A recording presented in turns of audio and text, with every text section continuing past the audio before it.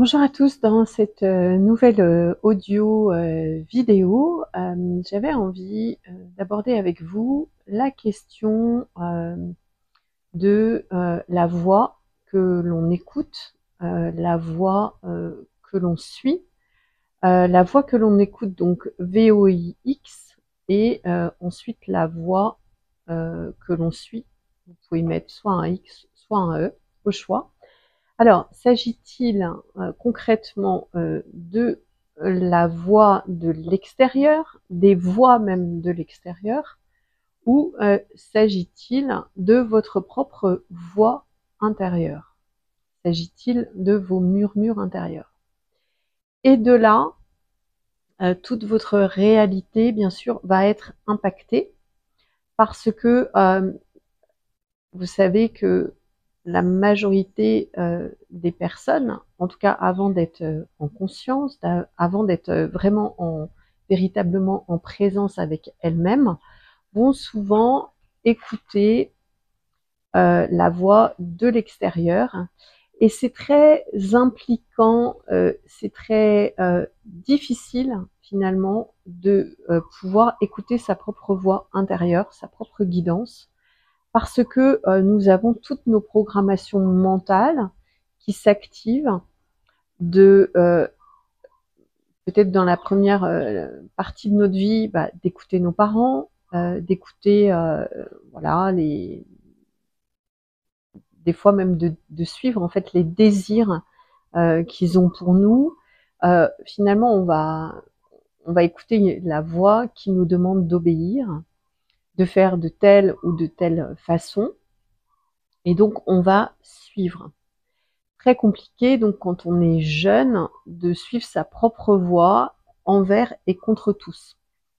Ensuite, après, on va avoir des fois la voix pareil de notre famille au sens plus élargi, donc ça peut être des figures un petit peu d'autorité, de référents, des grands-parents si on a eu la chance d'en avoir, ou d'autres adultes, voilà, qui vont venir aussi nous dire à leur façon de quelle manière on doit vivre notre vie et quelle voie, quel chemin, en fait, c'est préférable de prendre.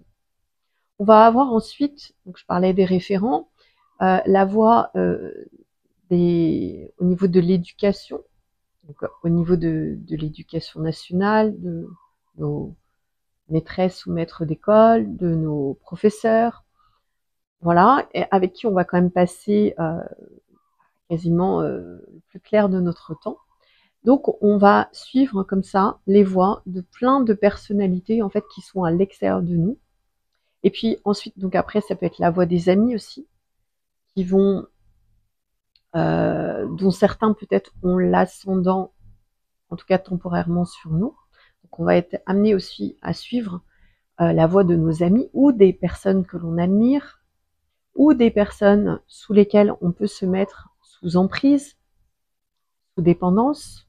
Et puis ensuite, après, ça peut être aussi la voix de la personne que l'on croit aimer ou avec qui on est en relation, de peur que la relation s'arrête, de peur de perdre cette personne. On va préférer des fois se perdre et perdre notre attention intérieure, notre écoute intérieure, perdre la connexion et la reliance à nos murmures intérieurs, euh, en préférant finalement suivre l'ascendant de quelqu'un d'autre et suivre la voie de quelqu'un d'autre. De façon plus générale, suivre la voie de l'extérieur, ça va être suivre la voie des diktats de la société dans tous les domaines. Je ne vais pas approfondir, ni détailler, ni spécifier, mais voilà, qu'est-ce qui est bon. Donc on va avoir la voie, bien sûr, de la publicité, des programmations mentales. Hein, juste un petit rappel, la télévision est une fabrique en fait à programmation mentale, pour ceux qui l'auraient pas encore découvert. Donc ça va être suivre les programmations mentales de la publicité, tous les scénarios et tout ce qui nous est dicté par l'idée de réussite, par l'idée de réussir sa vie, d'être une bonne personne, de bien faire. On va nous dire quoi manger, on va nous dire comment être, on va nous dire qui il faut être, avec souvent beaucoup de voiles, beaucoup de masques qui vont nous éloigner finalement de nous-mêmes et de notre propre voix intérieure. On va écouter les voix aussi certaines fois des religions, des spiritualités qui vont nous formater aussi et nous obliger à certains dictates, à certains dogmes. Vous voyez, il y a plein de sortes de voix extérieures finalement qu'on a été habitué à suivre, qu'on a été formaté même à suivre, dont il y a lieu de se défaire dans le cadre bien sûr de la déprogrammation et de la libération, en tout cas tel que moi je l'ai expérimenté et tel que maintenant j'ai envie de l'enseigner, de la transmettre et d'accompagner justement les personnes qui sont désireuses de se déprogrammer de tout cela pour se retrouver intérieurement et pour pouvoir accès à leur propre voix intérieure, à leur propre guidance intérieure. Et littéralement, c'est de suivre cette voix intérieure, les murmures de son être, à ne pas confondre et à distinguer aussi des murmures de l'ego. Alors, pour l'ego, ce ne serait pas forcément des murmures, ça serait plus aussi des jugements, voilà, des dictates aussi. L'ego est souvent très tranchant, il est très, entre guillemets, malveillant. On va entendre plus des voix de critique intérieure, de juge intérieur, d'auto-saboteur intérieur qui va nous dire je suis pas assez bien, j'y arriverai jamais, je suis nulle, voilà. Donc là, c'est quand même assez facile, une fois qu'on en a conscience, de bien distinguer entre les voix de son ego et la voix de l'être, la voix de son intuition, la voix aussi de son corps.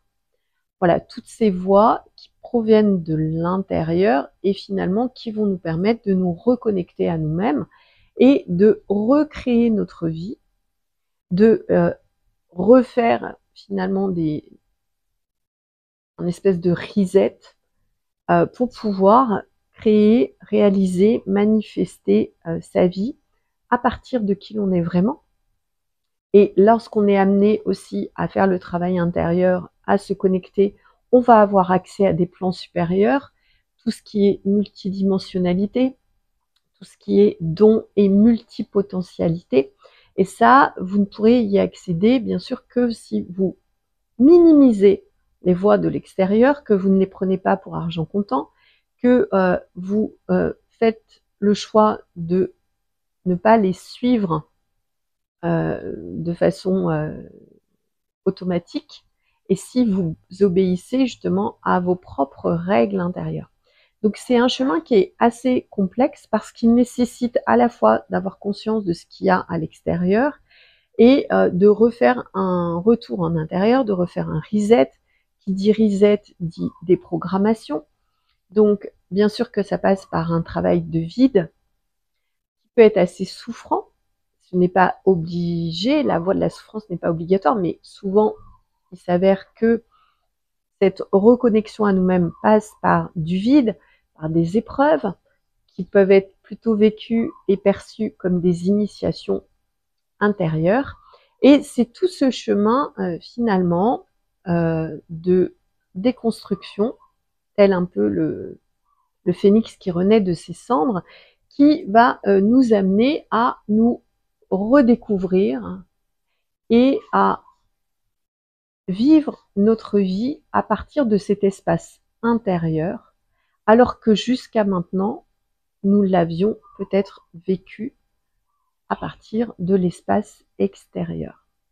Et c'est ça qui va faire toute la différence pour avoir une vie pleine de sens, vraiment rattachée à vos valeurs, rattachée à qui vous êtes, et qui va vous amener à votre spécificité, à votre unicité et à votre entièreté. C'est le meilleur que je vous souhaite, et si vous avez envie d'être accompagné sur ce chemin d'évolution, sur ce chemin d'intériorisation, n'hésitez pas à me contacter directement. Pour ma part, je vous dis à très vite, très bientôt.